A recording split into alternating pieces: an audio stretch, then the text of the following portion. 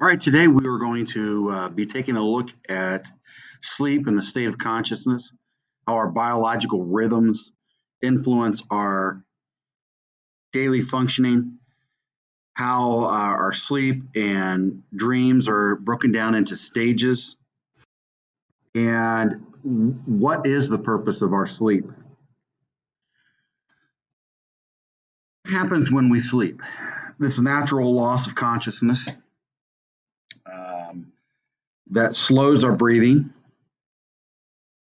which we have what are called theta waves, become slower. As we take a look at the waves, we see a higher amplitude, lower frequency, and this is a relaxation to a deep, deep sleep. So, what are circadian rhythms and what are our purpose? This is a 24-hour cycle of the day and night. It is our biological clock. It occurs once a day. It is responsible for our variances of levels of arousal throughout the course of the day. They impact our sleep and our wake cycles, even to our temperatures, our hormonal and digestive cycles as well. Now, other than circadian rhythms, we have ultradian rhythms as well that occur more than once a day that include cycles like appetite and our hormonal releases. There are also what we call infradian rhythms. They occur once a month or seasonal that includes things like our menstrual cycle. How does it affect our daily functioning? As you can see in this chart here, our body temperature rises at dawn, nears, it peaks at the day, dips in the afternoon, and drops again in the evening. Our thinking and memory improve as we approach our daily peak in circadian arousal. Think about that for a second. So think about when is the best time to be in a classroom or working or so. It would be the daily peak in our arousal. So as the afternoon drops, we become less attentive. And think about that with school. We become less attentive at the end of the day.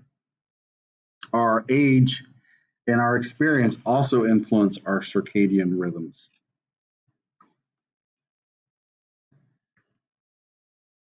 So, how do psychologists research biological rhythms and occur during our sleep? For example, we'll see here with what are called beta waves. When we are awake, those are what are functioning. It exhibits when we are awake. So what we will do is do a biofeedback here with an EEG that records those brainwave activities. And this will be important as we look into the different stages of sleep. Then we get into the alpha waves. It's a little bit of a drowsiness, but we are awake.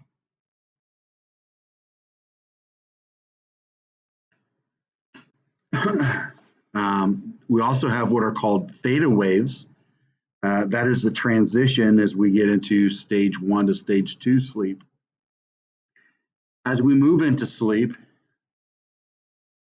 our brain cortex stops communicating as what we call the sleep onset, as we start to fall asleep here. And then we get into the different stages of sleep, which occur about every 90 minutes. So therefore, there are 4 stages.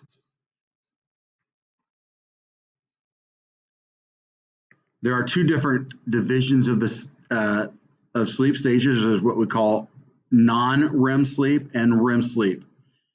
Both involve what we call rapid eye movement. There's the non-rapid eye movement of sleep and non-REM sleep.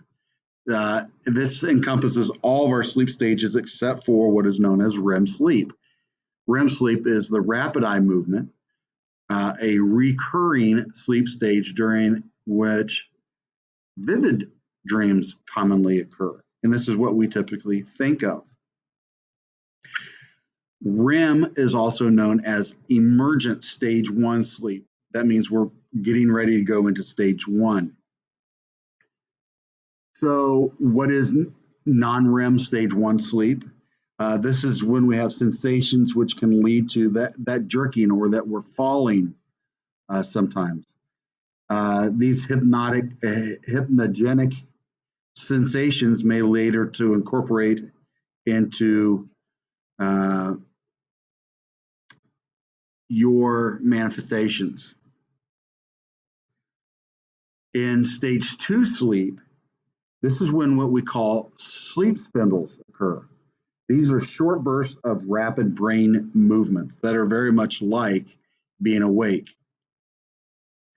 Oh, by the way, if we go back into stage 1 sleep, this is that point in time when we're starting to fall asleep and we can actually hear things that will bring us right back to awake. Whether it was a noise or whatever it may be, that jerking as well may cause us to wake up. And we obviously get a little upset because we just were starting to fall asleep. Stage sleep, 3 stage. Um, this is where our brain emits large, slow delta waves. This is where we're kind of into that deeper sleep that it's hard. When, as it says here, is did you hear that thunder last night? And your friend says, what thunder? We were so far in sleep that we didn't hear it. Then we get into looking at the cycle of sleep. As you see throughout the night, it's not like we go through stage one, two, three, four REM sleep, and then we're awake. This is a cycle that occurs every about 90 minutes, which is important here, is how we like to fall asleep. When we come out of our deep sleep and REM sleep and we get back in the REM 1 sleep and we wake up, maybe to use the bathroom or whatever, when we can feel those sensations. How we typically fall asleep in the beginning is how we like to fall asleep. So if we were listening to music or we were watching TV to fall asleep, and that becomes a habit to us, as we get out of each state, and let's say we're in the middle of the night, about 3 hours in, and we use the bathroom and we have a hard time falling asleep and our TV's turned on, we may have to turn that TV back on to fall asleep because that is a habit that our brain is used to. So you have to be careful. This is like with little children. If you talk to your parents and ask you, did you have to drive me around at night to get me to fall asleep? Well, what do you think is going to happen in the middle of the night when you wake up? They have to throw you back into the car to get you to fall asleep again. So you have to be careful about these things. And this is why they tell you don't let your children fall asleep in your bedroom and then you take them into their bed. What happens is during the middle of the night, where do those children go when they wake up? They come into your room and fall asleep in your bed again. So it's very important that these habits we develop, we begin to control. Right? And so this is REM sleep. REM sleep is, as we said, rapid eye movement, recurring sleep. This is also known as paradoxical sleep. And this is because our muscles are relaxed, except for minor twitches that we may have. We are knocked out. So what happens in REM sleep? This is where sleep occurs or dreams occur. So an interesting thing in here is what we refer to as REM rebound. So let's say last night you did not get into your deep sleep, and so you were deprived of REM sleep. So what will happen the next night is you'll spend more time in REM stage than you did normally. It's because you need that recuperating.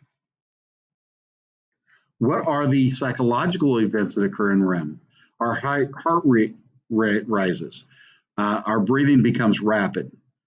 Um, we become aroused during REM sleep. We have muscle paralysis that occurs, except for an occasional twitch. But what is important also is the fact that during REM sleep, our memory improves. There's a tense amount of brain activity that occur. So that's why it's so important that we sleep well. So as we change in our sleep age, Here's a chart that shows you what it's like for younger persons versus older people with their sleep stages.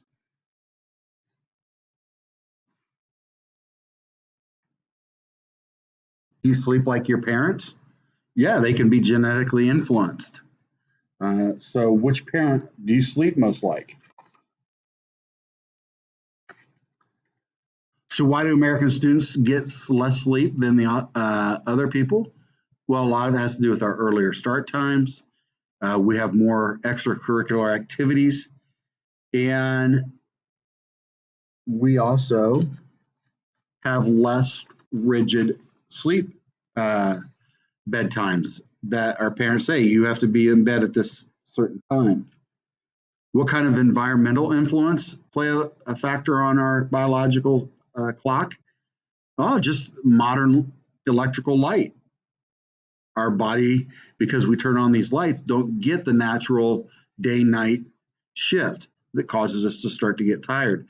Also, shift work. Do we have to work the graveyard shift? That is the nighttime. How does that affect our sleep cycles? And obviously, social media. How many of you sleep with your phone next to you and you're constantly looking at your social media?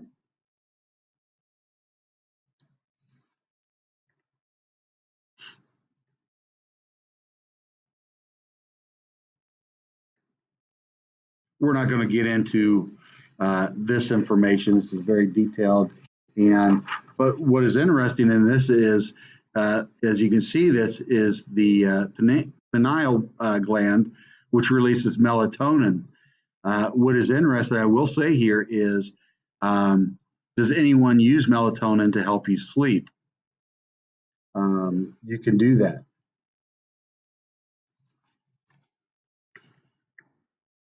What is our sleep function? It protects us. Um, our ancestors were better off asleep in a cave and out of harm's way. We didn't walk around at nighttime. We're not nocturnal. But also, the important thing is here's the recuperation. It helps with our immune system. When we're not sleeping well, that's when we typically we're more likely to get sick. But also, here, pay attention to this one, is the damage that occurs to our brain. This is a time for our repairing of brain tissues. Our brain actually makes those connections when we are sleeping.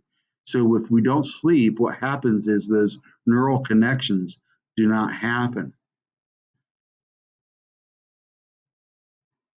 All right, this is going to end our mod on sleep, and we'll talk more about this tomorrow.